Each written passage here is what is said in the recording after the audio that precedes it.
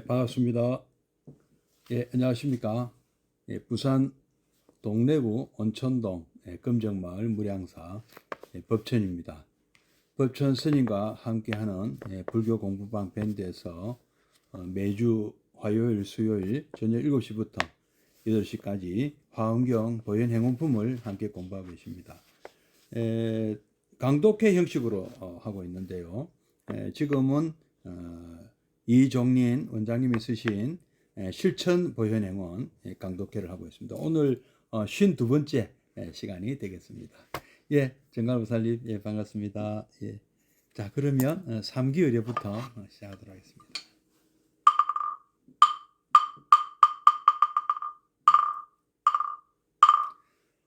거룩한 부처님께 귀합니다. 거룩한 가르침에 귀합니다.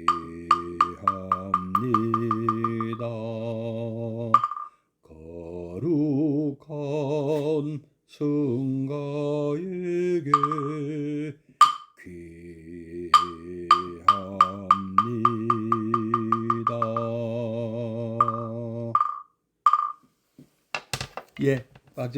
박정희님, 진강문 보살님 반갑습니다. 수정화 보살님도 반갑습니다.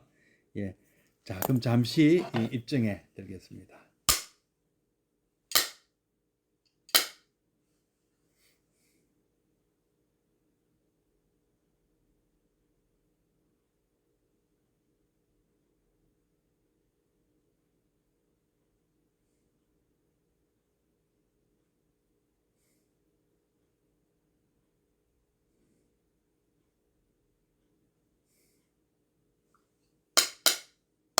입증 바로. 동일 스님 반갑습니다. 오늘은 어제에 이어서 항순중생편. 어제 항순중생, 우리는 왜 중생의 뜻을 따라 주어야 하는가? 그것은 중생들이 어리고 어리석으며 업장이 또 덜기 때문이다. 그리고 기다려주지 않으면 열매를 맺지 못하기 때문이다. 이런 내용을 함께 공부했습니다. 오늘은 실천보현행원 교재 189페이지를 할 차례인데요. 교재가 없으셔도 제가 먼저 한번 읽어드리고, 교재 내용을 그대로 한번 읽어드리고, 그 다음에 또 같이 읽어보면서 함께 새길 것입니다. 없으신 분들은 귀담아 들으시면 되겠습니다. 자, 그러면 한번 읽어보도록 하겠습니다. 내가 지지 않으면 남이 이기지 못한다. 수는 또한 남에게 져주는 것입니다. 내 욕망을 자제하고 내 주장을 거두어 드리는 것입니다. 사람은 성숙할수록 자기 고집이 없어집니다. 수순하는 것인데 어찌 보면 마음이 약한 것으로 보일 수도 있으나 내가 약하고 못나서가 아니라 내가 지지 않으면 남이 이기지 못하기 때문입니다. 자식 이기는 부모가 없는 것도 마찬가지입니다. 부모가 지지 않으면 자식이 성장할 수 없습니다. 누구나 다 잘나고 이기고 싶은 것, 우리는 그것을 알기에 내가 먼저 고집을 거두고 져주는 것입니다. 세상에서 안 되는 것 중에 하나죠. 자기 고집을 버리고 져준다는 것은 정말 어렵습니다. 우리가 힘이 없거나 아니면 말을 잘 못하거나 아니면 마음이 약하거나 이래서 져주는 거는 많아도 힘이 있고 말도 잘하고 또 마음도 강한데 상대방을 참 어리고 어리석게 여겨서 그러니까 자기보다 약한 사람한테 참 져준다는 것이 참 쉽지 않습니다. 그 스포츠 운동 경기에서는 당연히 져준다는 것이 있을 수 없는 일이고요. 이제 이런 경우는 이제 뭐 주장이나 뭐 고집이나 같은 식구들이나 아니면 뭔가 친구들끼리 보면 이제 어떤 의견이 서로 안 맞을 때 그때 이제 고집을 좀 부리지 않고 져준다. 뭐 진다고 해서 뭐 큰일 나는 것이 아니고요. 예를 들면은 뭐 메뉴 선택하는 친구들이나 이렇게 뭐 식당에 갔을 때 아니면 어떤 식당으로 가자 이럴 때 뭐 좀 이렇게 져주는 것 뭐 이런 정도겠죠. 그리고 뭐 부부 간에도 뭐 여러 가지 문제, 뭐 이사 문제, 뭐 투자 문제, 뭐 여러 가지 문제들이 있지 않습니까? 아니면 뭐 하여튼 이런 뭐 자녀 문제, 뭐 이런 여러 가지로 참 의논이 다 맞으면 얼마나 좋겠어요. 근데 의논이 안 맞을 때, 그때 자기 누구 고집대로 하느냐. 그럼 누구 고집대로 해야 되겠습니까? 예, 예. 그 참 좋은 의견 쪽으로 이렇게 합의가 되면 얼마나 좋겠습니까? 근데 항상 지나고 보면 잘못된 잘못된 의견으로 흘러갈 가능성이 많죠. 그래서 뭐 그때 아파트 살려고 했는데 한 사람 반대해가지고 안 샀더만은 엄청나게 올라 버렸다. 그래서 평생 시달리죠. 그때 당신 말을 안 들으셔야 되는데 이런 원망을 듣게 되어 있습니다. 예. 뭐 결과가 좋았다면 뭐 아무 문제가 없겠습니다만은 그런 식으로 결과가 안 좋으면 원망을 또 듣게 되어 있어요. 근데 그때 마음 약해서 보통 막 뭐 알아서 해서 막 이렇게 되는데 하여튼 이런 사례들이 많죠. 어쨌든 우리가 상대편이 중생인 경우에도 항순을 하라고 하셨지 않습니까? 저주라고. 그러면 그 말은 비록 상대방의 판단력이나 지혜가 나보다 못해도 내가 볼 때는 저분은 나보다 뛰어난 분이 아니라는 말씀이 있다는 거죠. 어리고 어리석다고 했잖아요. 처음에 그죠? 그러니까 나보다 지혜도 부족하고 뭐 여러 가지로 역량이 부족해도 생각이 그렇게 깊지 못해도 막 때를 쓰더라도 자식한테 이기는 부모 없다 이 내용이 잠깐 나오던데 저주라는 거 참 이거 참 쉽지 않은 일이죠. 그러나 내용을 한번 다시 한번 읽어본다면 수순이란 남에게 져주는 것이다. 참 어떻게 이게 가능할까요? 내 욕망을 자제하고 내 하고 싶은 대로 하지 않고 내 주장을 거둬들이는 것이다. 근데 사람은 성숙할수록 어른일수록 자기 고집이 없어집니다. 너그러워지는 거죠. 사람은요 참 어른하면 어르신은 참 곧 너그러움이 돼야 된다. 그래.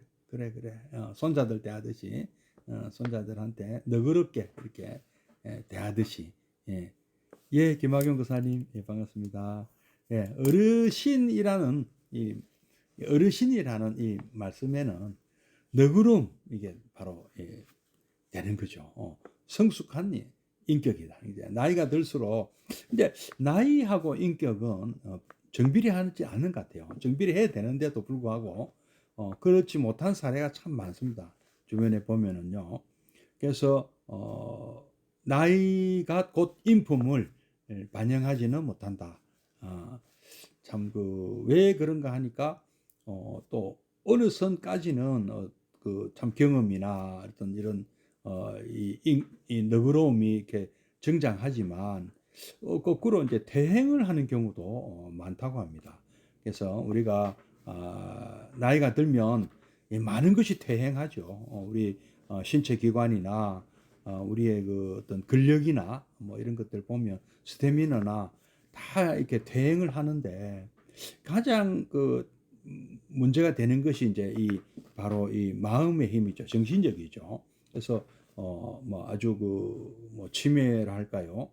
이런 식으로 이 참 정신이 이제 아주 약해져 버리는. 그래서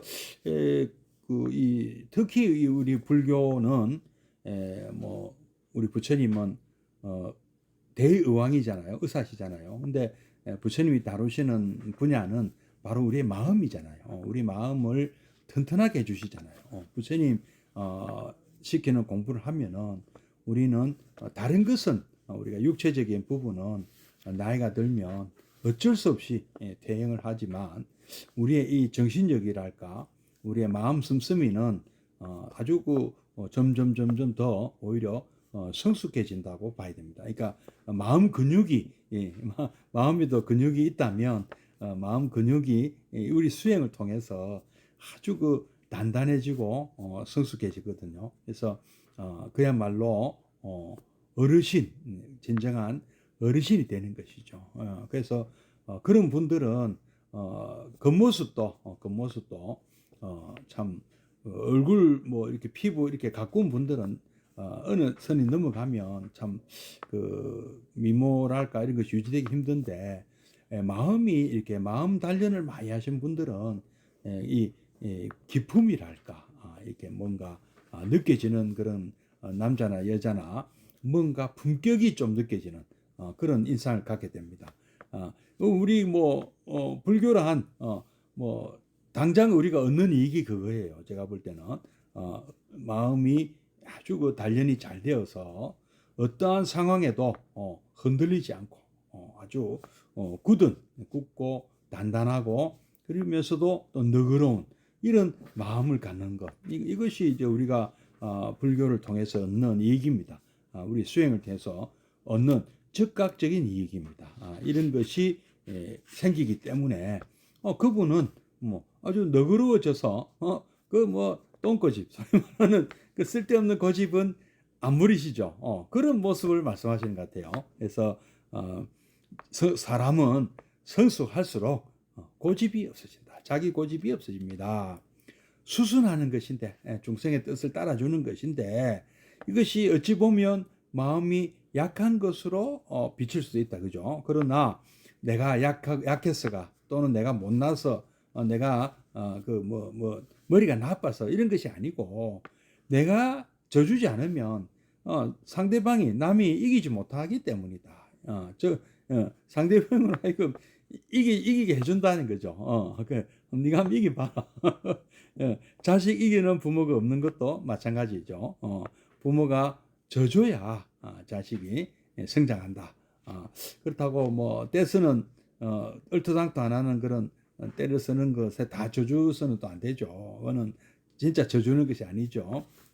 그러나 자식이 큰 뜻을 품고 어떤 포부를 밝힐 때 그것을 막을 부모가 누가 있습니까? 너도 이제 네가 다 컸구나. 그래 너도 먼 저 넓은 세상으로 나가라.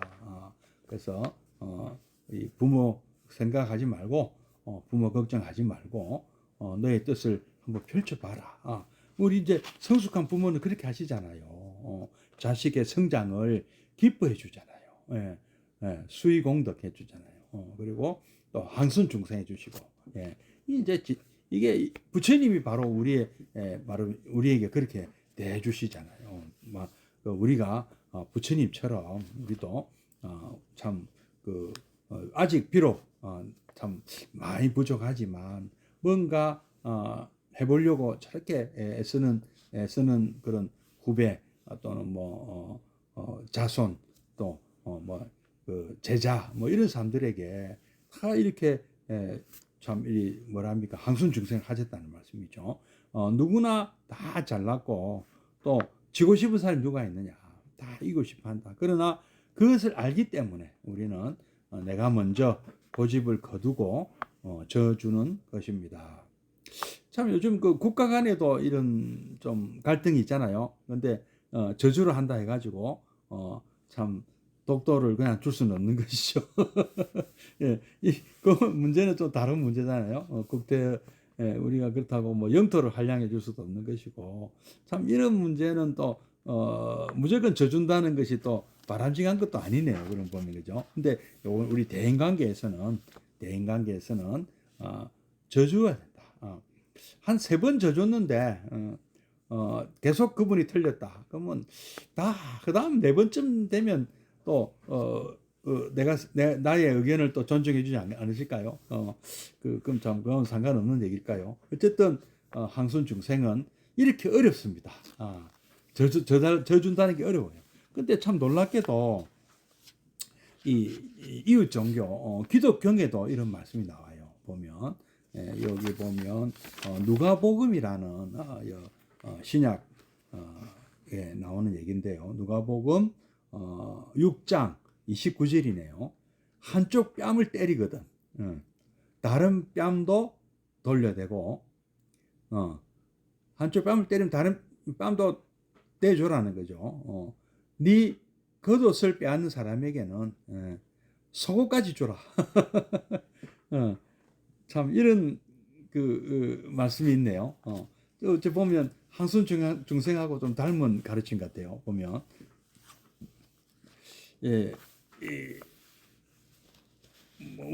우스갯소리로 좀 그런 얘기가 있습니다. 어느 목사님이 누가 오른뺨을 탁 때리길래 이렇게 방금 말씀드린 기독경에 누가 그런 왼뺨을 내밀으라 했다고 이렇게 다른 쪽 뺨을 내밀었더만 또 때리더래 그거를.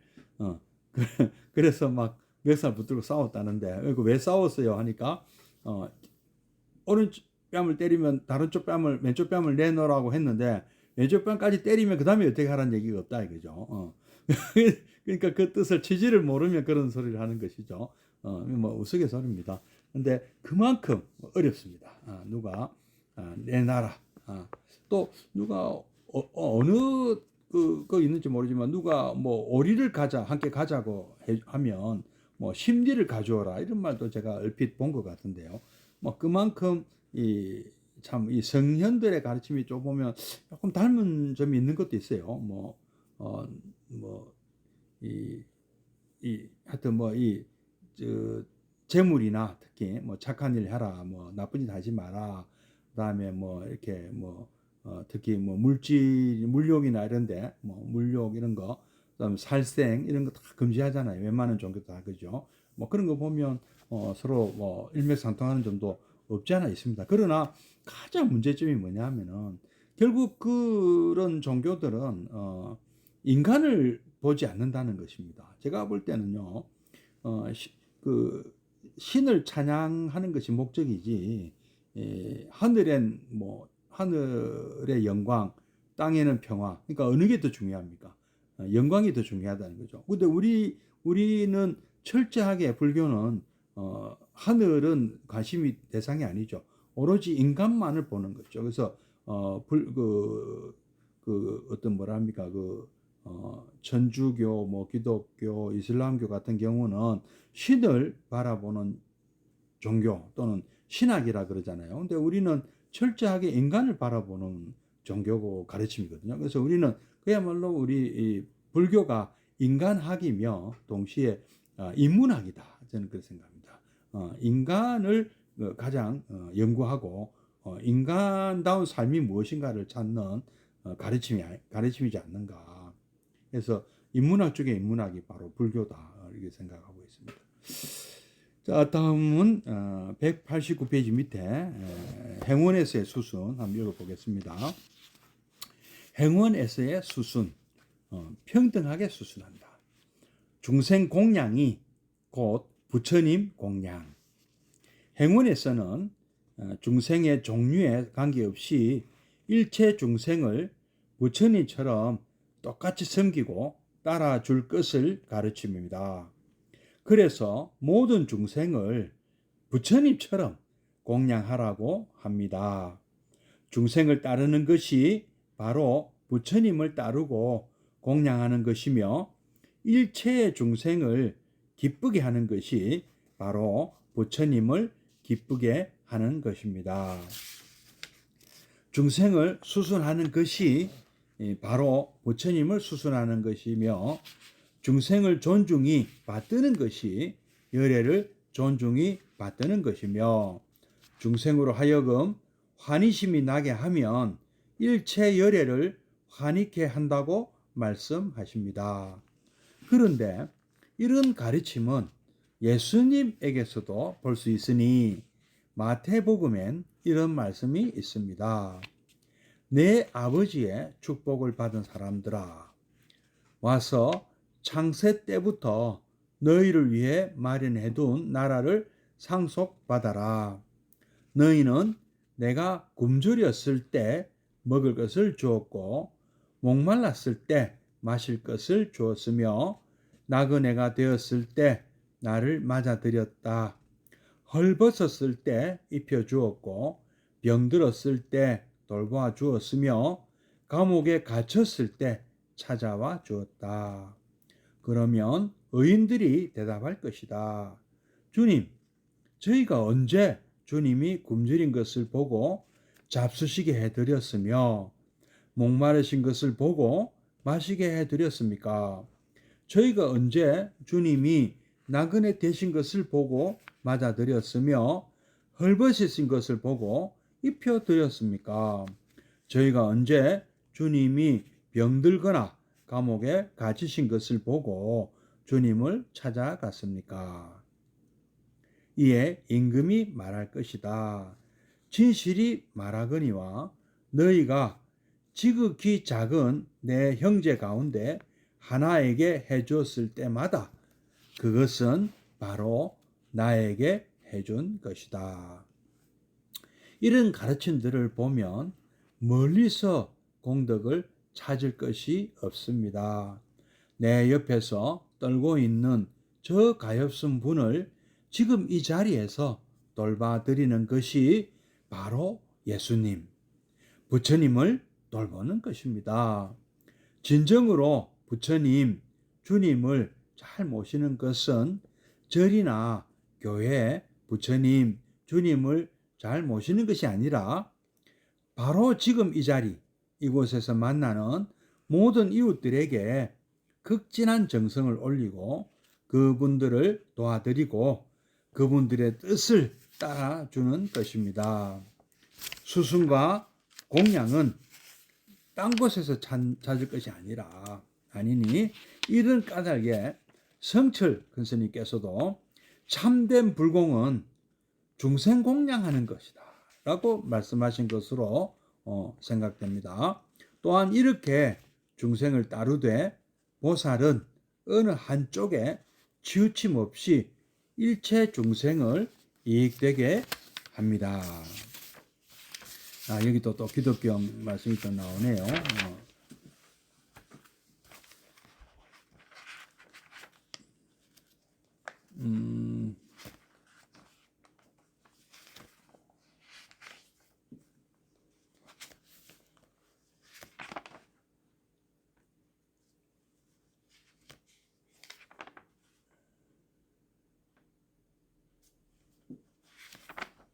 예, 다시 한번 앞에서부터 다시 보겠습니다. 행운에서의 수순, 평등하게 수순한다. 우리 불교는요, 평등요익 일체 중생이잖아요. 저 보면 우리 그 보현행품 그 내용 중에 나오지 않습니까? 평등요익 일체 중생. 이제 그 부분을 이제 설명하는 거죠. 중생 공양이 곧 부처님 공양이다. 우리가 중생에게 해드리는 것이 바로 부처님께 해드린 것과 똑같다. 뒤에도 이제 성철 스님 말씀도 나오고 기독교 말씀도 나오는데요. 중생이 따로 있고 부처님이 따로 계셔서 부처님께만 물론 이제 그런 점은 있습니다. 부처님은 아라니, 참 은공이잖아요. 은공. 그리고 그 조기경전 보면 그런 얘기가 나와요. 아라한에게 공양을 해야 가장 공덕이 크다는 말씀이 나옵니다. 예, 수미정 보살님, 예, 반갑습니다. 아라한에게 하는 공덕이 가장 크다. 물론 부처님에게 드리는 공양 더 크죠. 부처님은 아라한 중에서도 아라한이시니까요. 그리고 어떤 그런 진정한 수행자가 아닌 분에게 드리는 공양은 공덕이 없다 하는 얘기까지 심지어 있습니다. 그래서 대불전경 보니까요, 이렇게 올바른 수행자가 아닌 사람들에게는 옛날 그 공양을 하면 오히려 역효과다 이런 말씀까지 있어서 이제 문제는 이제 그래서 그러면 누가 그럽니다. 우리가 어떤 참 탁발을 원하시는 수행자가 참된 수행자인지 아닌지를 어떻게 아느냐고. 그죠?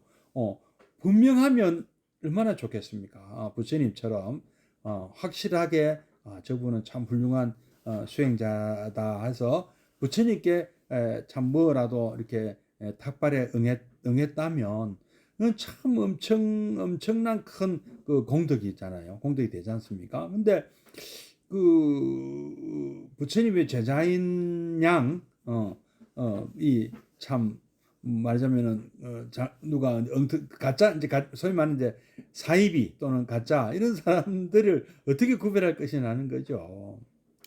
그 저도 이렇게 보면 이렇게 뭐 육교나 뭐 어떤 시장 있고 이런 데서 이렇게 참 길에서 이렇게 목탁 치고 이렇게 참 그 탁반하고 계신 스님을 한 번씩 이렇게 보는데요. 연불도 이렇게 한번 이렇게 지나가면서 들어보고 하는데요.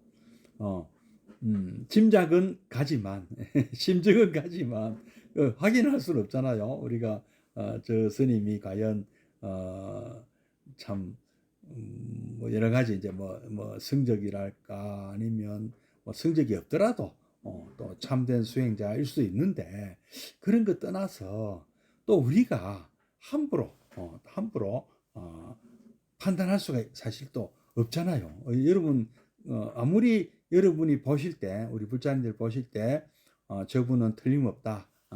또 이분은 틀림없이 뭐 참된 수행자다 아니다 하는 것이 우리의 어떤 참 짧은 소견으로 분별이 가능할까요? 그게 어렵다고 봅니다. 부처님 계셔도 못 알아볼 텐데요. 그래서 그 대불정경입니까? 거기 보니 이런 말씀이 있더라고요. 그분을 보지 말고 그분에게 내가 보시를 한다 생각하지 말고 그 승가에 그분을 승가를 대표해서 지금 내 앞에 계신다 생각하고 그 개인을 보고 주시지 말고 승가의 일원으로서 우리 그 불교 승가의 일원으로서 스님에게 공양을 성의껏 좀 마음이 좀 확신이 안 간다면 적당한 금액으로 확신이 간다면 좀 많은 금액 해도 괜찮고요. 그렇게 마음을 먹으면 된다고 그럼 공덕이 된다고 해놨더라고요. 그 참 이런 방법도 있구나. 근데 여긴 또 우리 보현 여기서는 뭐라고 했습니까?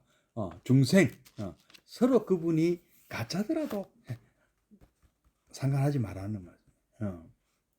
정말로 어려운 분인지 사입부인지 뭐 사입인지 가짜인지 그 생각하지 말라는 말씀 그렇게 생각이 안 됩니까? 그죠? 중생의 종류에 관계없이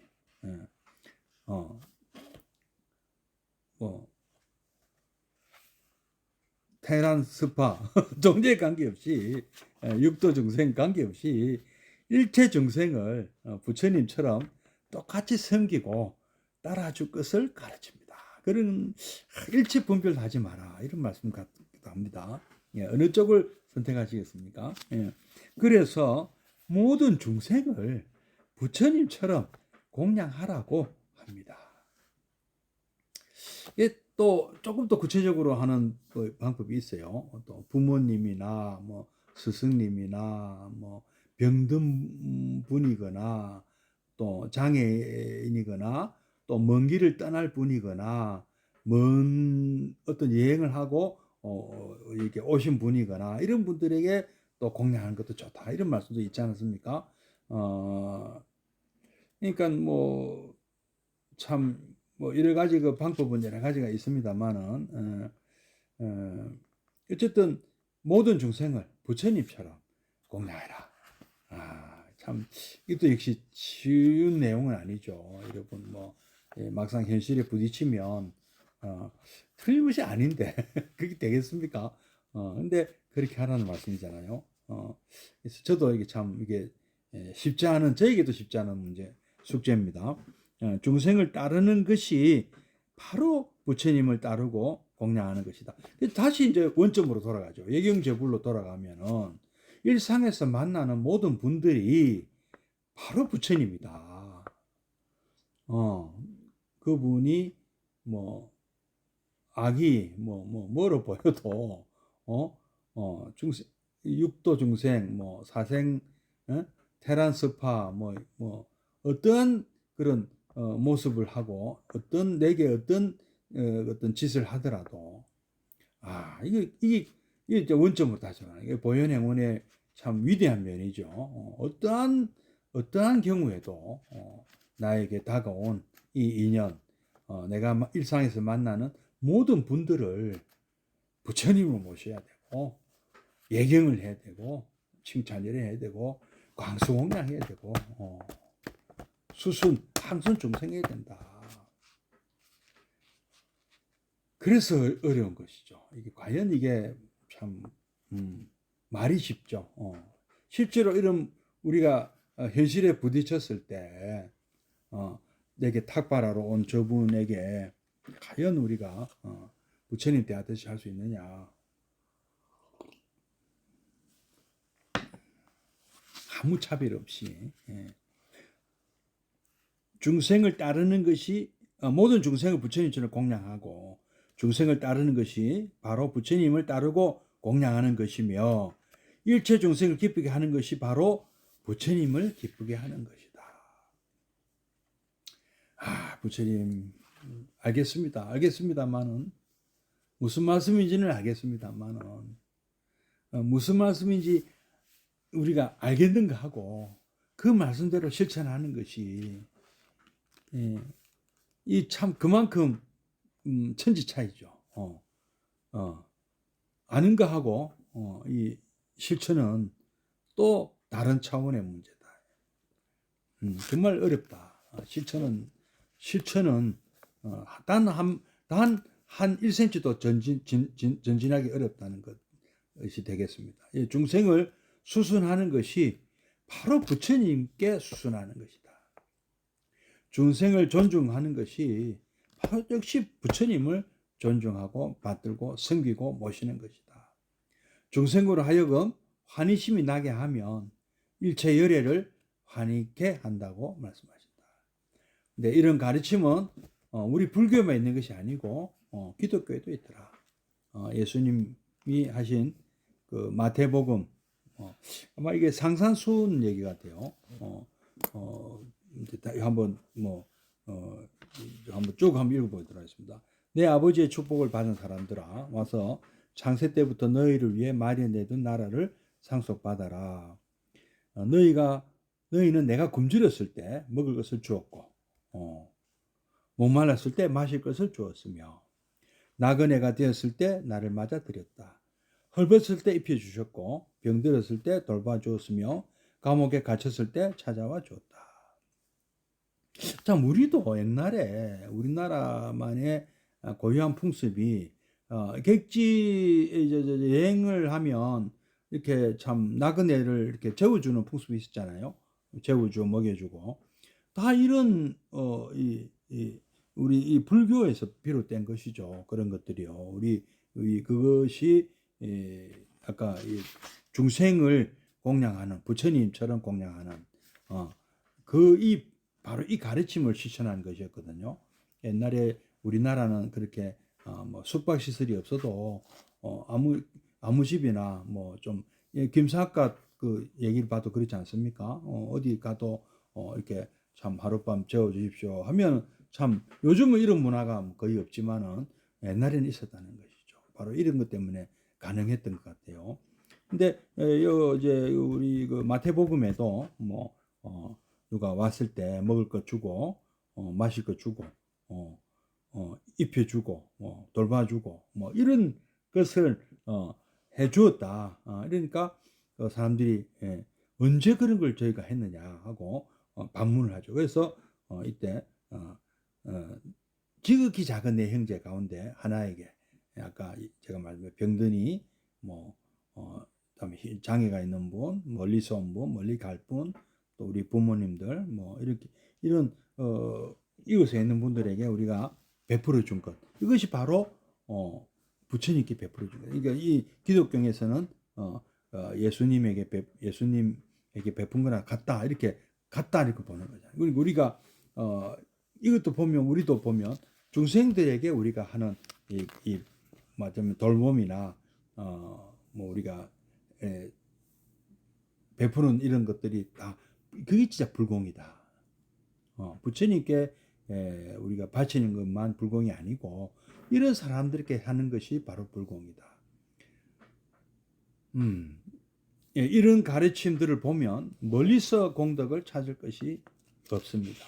내 옆에서 떨고 있는 저 가엾은 분을 지금 이 자리에서 돌봐드리는 것이 바로 예수님, 부처님을 돌보는 것이다. 진정으로 부처님, 주님 잘 모시는 것은 절이나 교회에서 부처님, 주님, 불상 에서 막 주님 하는 게 아니, 주여 부처님 우리 교회에서나 절이나 이런 데서 찾는 것이 아니고 지금 이 자리, 내가 지금 있는 이 자리, 바로 이곳에서 모든 내가 만나는 일상에서 만나는 모든 분들, 모든 이웃들, 동료들, 그리고 친구들, 스쳐 지나가는 분들이라도, 내게 도움을 청하는 분들이라도 이런 분들에게 극진한 정성을 올리고 도와드리고 뜻을 따라주는 것, 이것이 광수공양이요 또 항순중생이다 이 말씀입니다. 수순과 공양, 항순중생과 광수공양을 딴 곳에서 찾는 것이 아니라 이 성철 스님도 그런 말씀 하셨다고 합니다. 참된 불공은 절에 갖다 절에 가서 불상 앞에 놓는 것만 불공이 아니다. 중생, 바로 내 옆에 이웃에 있는 중생을 돌보는 것이 진정한 불공이다. 당장 도움이 필요한 사람에게 밥 한 끼, 자비, 근데 참 이것도 참 실제 우리가 부딪히면 쉽지 않습니다. 그렇죠? 맞는 말씀이죠. 맞는 말 좋은 말씀인데 과연 얼마나 견뎌낼까요, 우리가? 또 이렇게 중생을 따르되 보살은 어느 한쪽에 치우침 없이 일체 중생을 이익되게 합니다. 이 무릇 이 종교인의 사명인데요. 이게 이런 것이요. 참 이런 또 우리 좋은 일 하시는 분들도 많지 않습니까? 이웃 종교가 됐든 우리 불교가 됐든 이 참 수많은 중생들의 어떤 고단함을 직접 돌봐주시는 그런 훌륭한 이렇게 우리 스님들, 또 이웃 종교의 목사님, 신부님, 수많은 이런 자원봉사하시는 분들 정말 참 훌륭하시죠. 항순중생, 광수공양 실천하는 분이시잖아요. 정말 존경스럽습니다. 그런 분들요. 다음 이제 191페이지 현실로 수순한다. 쭉 읽어보겠습니다. 현실로 수순한다. 물질적인 풍족을 중생에게 가져다 준다. 요익 중생이죠. 평등 요익 일체 중생. 아이가 맥을 감으러 물가에 갔다가 그만 깊은 곳에 빠지고 말았습니다. 어린이가 살려달라고 고함치자 그 광경을 본 어른이 나무랍니다. 조심하지 않아서 그렇잖아. 그러자 그 아이는 말합니다. 아이고 살려주신 다음에 나무라세요. 지금 의섭우화에 나오는 얘기입니다. 충고를 해줘도 급한 문제부터 먼저 해결해 놓고 충고를 해주라는 말씀입니다. 행원은 현실로 수순합니다. 괴롭고 힘든 이 앞에 알아듣지 못할 구름 같은 설법을 하는 것이 아니라 화살에 맞은 이는 우선 화살부터 뽑아야 하고 물에 빠진 사람은 일단 건져내야 하듯 행운은 이렇듯 현실 세계의 중요성을 강조합니다. 우리는 극락 정토를 사는 중생이 아니고 고통 많은 사바 세계에 살고 있는 중생입니다. 그리고 이 세상은 영적인 기쁨만 충만한 무색계가 아니라 물질적 욕망으로 가득 찬 욕계, 중생계인 것입니다. 그러므로 중생구제에는 마음뿐 아니라 현실 세계와 물질도 분명히 중요합니다. 따라서 현실을 무시해서는 안 됩니다. 배고픈 이에게는 밥을 주어 배고픔을 먼저 해결해 주고, 상처 입은 이에게는 상처를 먼저 치유해 주고 나서 비로소 불생불멸의 진리 세계로 인도하는 것입니다. 보현행운도 현실 속에서 전개됩니다. 행운은 먼 훗날 꿈 같은 약속이나 이상으로 수순하는 것이 아니고 현실로 수순할 것을 가르칩니다. 그리고 이런 현실 수순의 예로 행운에서는 구체적으로 4가지 사례를 듭니다. 첫째, 병든 자에게 의사가 되어준다. 의제병고, 위작양이죠. 길 잃은 자에게 바른 길을 보여준다. 어실도자, 시기정로. 그 다음에 어둠 속에서 등불을 켠다. 어암야중, 위작광명. 그리고 가난한 자에게 재물을 풍족하게 해준다. 어빈궁자, 영득복장이죠. 그래서 이제 다 뭉뚱그려서 평등력 일체중생 하시는 부처님들 이렇게 나오잖아요, 그죠?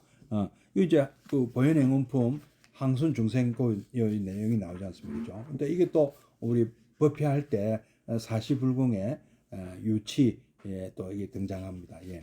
물론 이것은 마음의 건강을 밝혀주고 마음의 지혜의 등불을 켜고 반야행을 하며 해탈의 바른 길을 보여주는 것으로도 해석할 수 있습니다. 하지만 돌림병이 돌 때는 숱한 사람이 죽어나가고 도로가 발달되어 있지 않아 아차 하면 길을 잃고 짐승밥이 되기도 하며, 전기가 없어 해만 지면 깜깜한 어둠이라 일체 활동이 중단되며, 지금보다 더 먹고 살기 어려웠던 옛날에는 병을 낫게 하고 올바른 길을 안내하며 등불을 밝히고 한 푼의 재물이라도 더 얻는 것은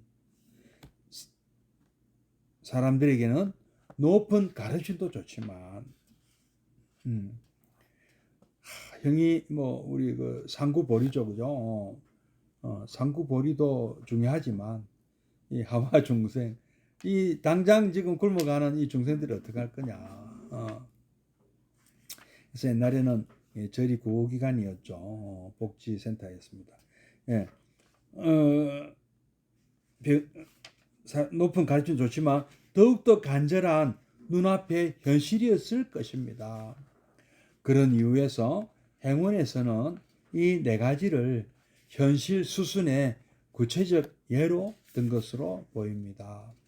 따라서 옛날보다 훨씬 복잡하고 다양해진 현대사회에서는 이 외에도 여러 가지 방법으로 현실적으로 수순해야 할 것입니다. 또 추가할 것을 찾아야 되겠습니다. 행운의 수순은 이렇듯 이론만이 아니라 구체적 현실로 하는 것이며, 우리는 꿈 같은 가르침만 아니라 생생한 현실로 중생을 따르고 섬겨야 합니다.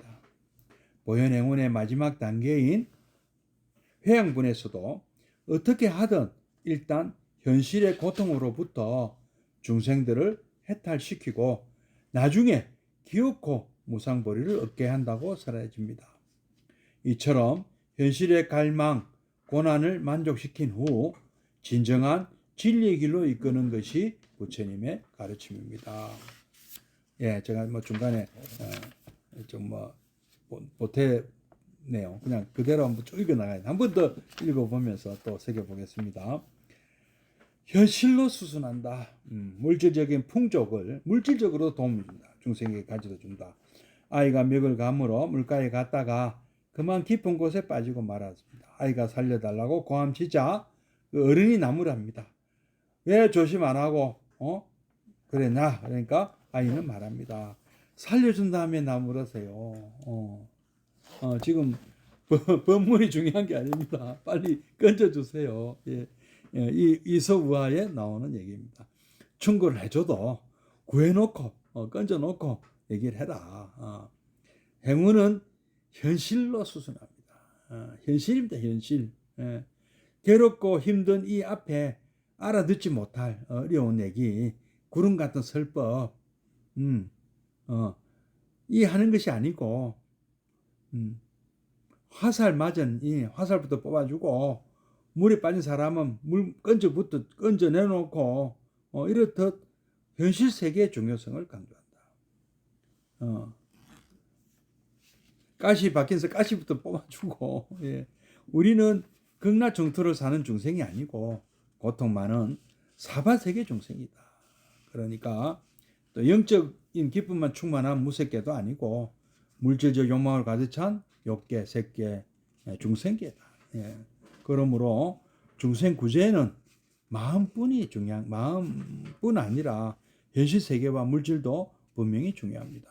물론 이제 생선을 주는 것보다 생선 잡는 법을 가르쳐주라 하지 않습니까? 근데 지금 당장 배고파 죽는데 농사 짓는 법 가르치고 언제 농사 짓는 법 가르치냐 이거죠. 밥 한 끼를 주는 것이 맞는 것이죠.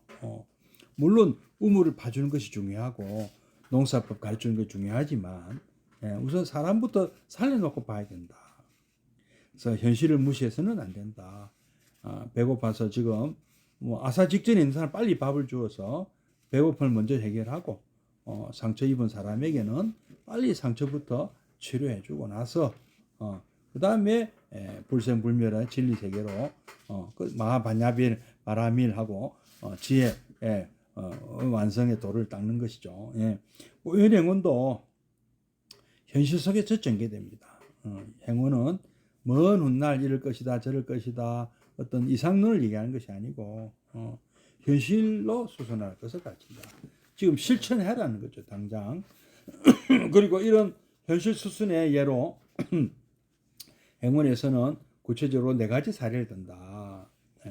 어제병고 위장량이 병든 자에게 의사가 되어주고 어실도 자식이정로 기른 자에게 바른 길을 보여주고 암야중 위작광명 어둠 속에서 등불을 켜고 그 다음에 빈궁자 영덕복작 가난한 자에게는 재물을 풍족하게 해준다. 이것은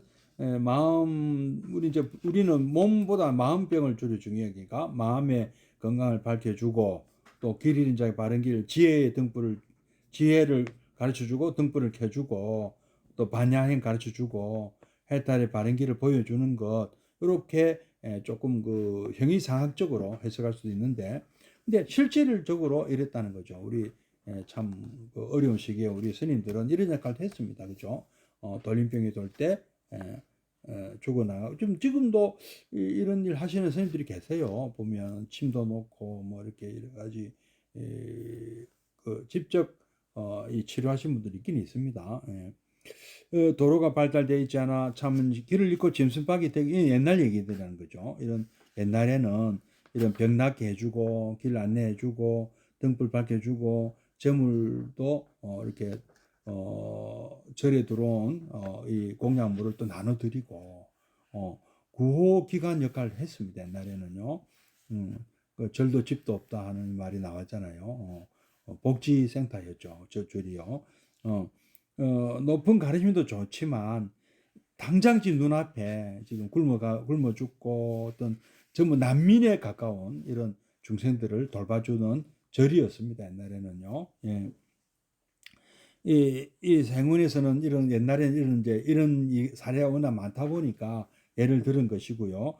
근데 지금은 어떻습니까? 더 복잡하고 다양해진 현대 사회에서는 이 외에도 여러 가지 방법으로 어떤 한순 중생의 방법이 아니겠느냐 하는 말씀이네요. 행운의 수수는 이렇듯 이론만이 아니라 구체적인 현실, 형이상학이 아니다. 그죠? 구체적인 현실에 바탕을 둬야 되고, 우리의 지금 지금 실질적인 삶에서 이루어지는 것이다. 꿈 같은 가르침이 아니고 생생한 현실로 중생을 따르고 그래서 어려운 것이죠. 말로는 참 쉽지만 실제는 정말 이거는 말로는 몇만 킬로를 달려도 실제로 가는 것은 1cm도 가기 힘든 그런 현실입니다. 사실은요. 예, 보현의 은혜 마지막 단계인 회양분에서도 어떻게 하든 일단 현실의 고통으로부터 중생들을 해탈시키고 나중에 기어코 무상보리를 얻게 한다고 설립니다. 이제 마지막 종점은 당연히 무상보리죠. 무상보리 정등각을 얻는 것인데 지금 그 출발도 못하고 있는 이 분들이 있다는 것이죠. 예, 빨리 물도 마시게 하고 배도 좀 해야 출발도 할 수 있을 거죠. 이처럼 현실의 갈망, 고난부터 만족시킨 후 진정한 진리의 길로 이끄는 것이 부처님의 가르침입니다. 참 쉽지 않은 길입니다. 그러나 우리도 부처님 같이 우리도 부처님과 함께 이 길을 우리 가는 다 우리 길동무거든요. 자, 그러면 또 다음 주에 또 뵙도록 하겠습니다. 잠시 입정에 들겠습니다.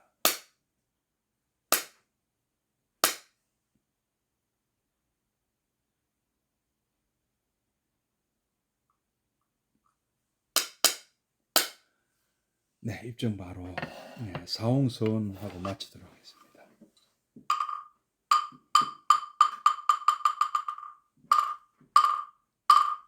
중생을 다 건지오리다 번뇌를 다 끊으오리다 법문을 다 배우오리다 불도를 다 이루오리다.